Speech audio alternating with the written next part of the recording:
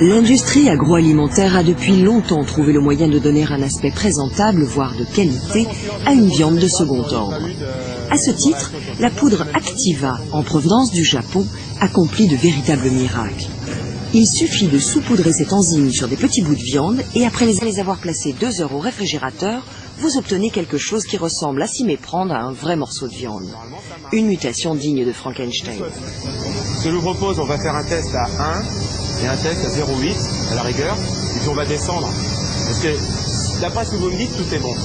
Sur le bœuf, on a fait des essais, enfin c'est déjà fait d'ailleurs, il y a la Belgique qui a produit maintenant un rôti de chute, enfin de morceaux, et où la barbe, ils ont même fait la barbe de lard.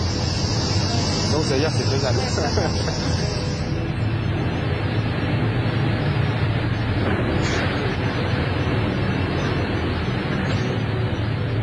Pour commencer, il faut bien mélanger la viande avec la poudre. Puis on l'emballe sous vide et on la garde au froid. Au bout d'un petit moment, la poudre Activa produit une sorte de ciment riche en protéines qui relie les différents morceaux entre eux. Grâce à cette méthode, on peut ajouter à la viande des bas morceaux comme les viscères ou la peau qui normalement auraient fini dans la chair à saucisse ou avec les déchets. Aux États-Unis, la viande reconstituée à partir d'enzymes doit être clairement étiquetée, mais en Allemagne, ce n'est pas le cas.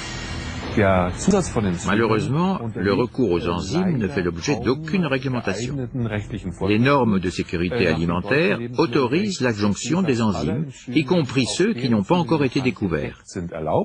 Et jusqu'à présent, on n'a jamais été obligé de les mentionner. 2 heures plus tard, la transformation de petits bouts de viande en une pièce de bœuf apparemment délicieuse est terminée.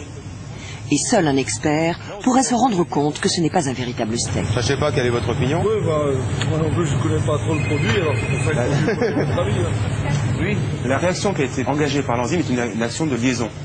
La liaison, une fois effectuée, une fois que l'enzyme a catalysé la réaction de liaison, vous pouvez cuire, frire, couper, congeler, peu importe. Le consommateur qui s'apprête à acheter une de ces viandes dans une grande surface ne s'apercevra de rien.